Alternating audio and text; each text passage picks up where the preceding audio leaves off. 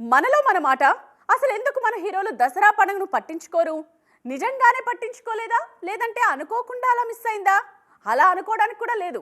ఎందుకంటే 3-4 సినిమాలు కరెక్ట్గా కాన్సన్ట్రేట్ చేస్తే దసరాకే వచ్చేవి. కానీ అలా లైట్ తీసుకున్నారు మన హీరోలు. అసలు లోపం ఎక్కడుందంటారు? ఎక్స్క్లూజివ్గా ఈ స్టోరీపై ఓ లుక్ ఇద్దామా? దసరాకు మన సినిమాలు రేసులో లేకపోవడం మన లోపమేనా?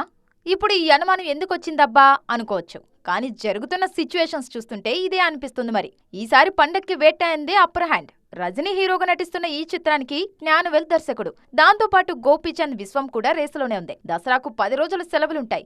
అంత పెద్ద సీజన్ ను మన స్టార్ హీరోలు పూర్తిగా వదిలేశారు. సెప్టెంబర్ 27న రానున్న దేవరనే పండగ సినిమాని సరిపెట్టుకోవాల్సిన పరిస్థితి వచ్చింది ఇప్పుడు. దాంతోపాటు అక్టోబర్ 4న శ్రీవిష్ణు స్వాగ్, 11న గోపీచంద్ విశ్వం, 12న సుహాస్ జనక అయితే గనక వస్తున్నాయి. మనకు ఈసారి ఇవే దసరా సినిమాలు. దసరాకు వచ్చే అవకాశం ఉండి కూడా మన హీరోలు పట్టించుకోలేదు. కావాలంటే బాలయ్యనే తీసుకోండి. బాబీ దర్శకత్వంలో ఈయన నటిస్తున్న NBK 109 దసరాకే రావాల్సిందే. గతేడాది భగవంత్ కేసరితో దసరాకు వచ్చి మంచి హిట్ కొట్టారు బాలయ్య.